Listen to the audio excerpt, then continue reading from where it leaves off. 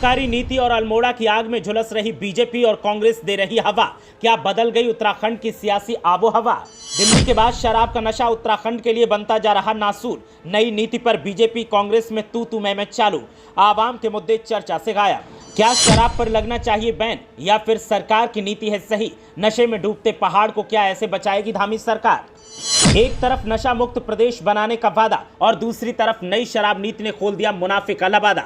धामी सरकार की नई नीति ने ऐसा गदर मचाया है कि पूरे प्रदेश में सियासी हंगामा बरपा हुआ है। आबकारी नीति पर तो कांग्रेस पहले से ही हल्ला बोल कर रही थी, लेकिन अब अल्मोड़ा के जंगल में लगी आग और आग में झुलसे वन कर्मियों की मौत के मामले ने सीएम धामी को बुरा फंसा दिया है। मामले को अब कांग्रेस जमकर हवा दे रही है। पहले अल्मोड़ा की आग पर कांग्रेस प्रवक्ता गणेश गोदियाल ने सरकार को घेरा और जो कहा और जो आरोप लगाए वो चौंका गए।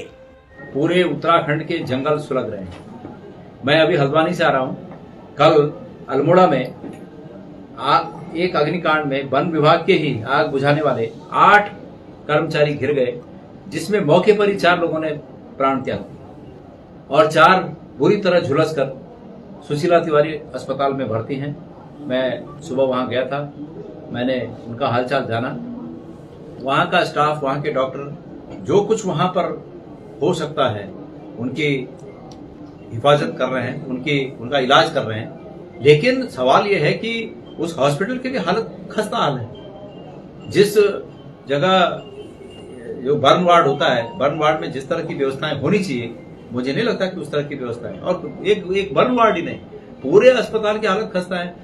मामला सिर्फ यहीं तक रुक जाता तो अच्छा था। एक तरफ गणेश गोदियाल ने सरकार को जंगल की आग पर घेरा, तो फिर नई आबकारी नीति और एक दुकान की अन्य सब ब्रांच खोले जाने वाले फैसले पर सवाल खड़े किए और पूछा कि क्या सरकार प्रदेश की आवाम और युवाओं को नशेड़ी बनाना चाहती है। साथ ही आरोप लगाया कि बैंकों के ब्रांच खुलते हैं, सुना था, लेकिन दारू के ठेके की ब्रांच ये सरकार पहली बार खोल रही है। ध्यान सिर्फ शराब बेचने पर और खनन करने पर, ये 2 काम सरकार के रह गए हैं कि भाई शराब बेचनी है। शराब बेचने के लिए मैं सरकार की आबकारी नीति को कटघरे में खड़ा करता हूं कि सरकार ने जो ये ऐलान किया कि अगर कहीं पर एक दुकान अलॉट हो रखी है तो वो दुकान अपनी सब ब्रांच खोल सकती है। मैंने सुना था पहले बैंक की ब्रांचें खुलती थी, बाद के टाइम में अच्छे स्कूलों की भी ब्रांच बनने लगी। लेकिन अब ये नया आबकारी नीति आई है कि शराब के ठेकों की ब्रांच खुल रही है गाँव में। तो सरकार को एक ही काम रह गया कि शराब बेचना और खनन करना। इसके अलावा कोई काम सरकार के पास नहीं है। उत्तराखंड की स्थिति चिंताजनक है। उत्तराखंड के नेतागण जो सत्ता में बैठे हुए हैं वो इस अहम में है, इस घमंड में है कि एक पार्टी के नाम पर और एक उनके नेता के नाम पर उनको वोट मिल ही जाएंगे, बाकी उन्हें क्या करना है, और हो भी रहा है ऐसा।